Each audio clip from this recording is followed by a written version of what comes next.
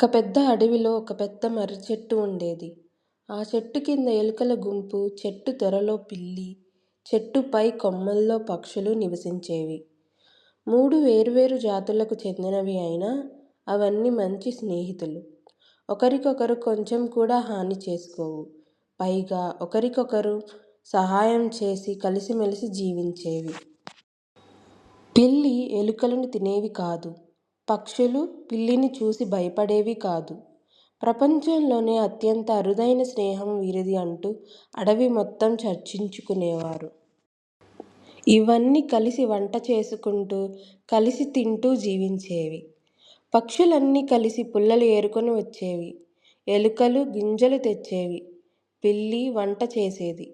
ఒక్కొక్కరు ఒక్కో పని చేసి సంతోషంగా జీవించేవి. వారి స్నేహాన్ని చూసి మిగిలిన జంతువులన్నీ కుళ్ళుకునేవి.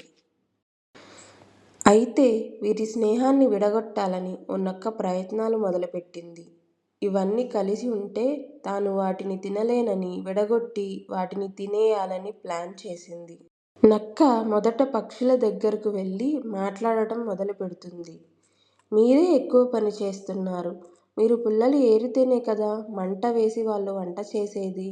మీరు కష్టపడుతుంటే ఆ పిల్లి ఎలుకలు హాయిగా తింటున్నాయి అని అంటుంది.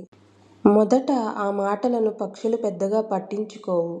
కానీ నక్క పదే పదే ఆ విషయం చెబుతూనే ఉంటుంది. వినగా వినగా పక్షులకు కూడా అదే నిజం అనిపిస్తుంది. తాము ఒక్కరమే కష్టపడుతున్నామని అనుకుంటాయి. వెంటనే ఒకరోజు పక్షులు పిల్లి ఎలుకల దగ్గరకు వెళ్ళి తాము పుల్లలు ఏరమని, వంట చేస్తామని చెబుతాయి. ఎలుకలు కూడా తమకు రోజూ గింజలు ఏరి బోర్ కొట్టిందని, పుల్లలు తాము తెస్తామని చెబుతాయి. అందరూ సరే అనుకుంటారు. మరుసటి రోజు గింజలు ఏరడానికి వెళ్ళిన పిల్లిని ఒంటరిగా ఉన్నప్పుడు పట్టుకొని నక్క తినేస్తుంది. ఇక వంట చేస్తూ పక్షులు తమ రెక్కలను కాల్చుకుంటాయి. మరోవైపు పుల్లలు ఏరడానికి వెళ్ళిన ఎలుకలు దారి తప్పి వేరే జంతువుల బారిన పడతాయి. ఇలా నక్క మాటలు విని వారి స్నేహం చెడిపోవడమే కాకుండా జీవితాలనే పోగొట్టుకున్నాయి. ఒక్క చెడు మాట వారి స్నేహాన్ని దూరం చేసింది. నక్క మాత్రం తాను చేసిన కుట్రలో విజయం సాధించినందుకు చాలా సంతోషించింది. ఈ కథలోని సారాంశం ఏమిటంటే, చెడు మాటలు చిన్నవిగా కనిపించినా వాటి ప్రభావం చాలా ఎక్కువగా ఉంటుంది. ఈ చెడు మాటలు స్నేహాలను విడగొడతాయి, కుటుంబాలను విడదీస్తాయి, మనశ్శాంతిని కోల్పోయేలా చేస్తుంది.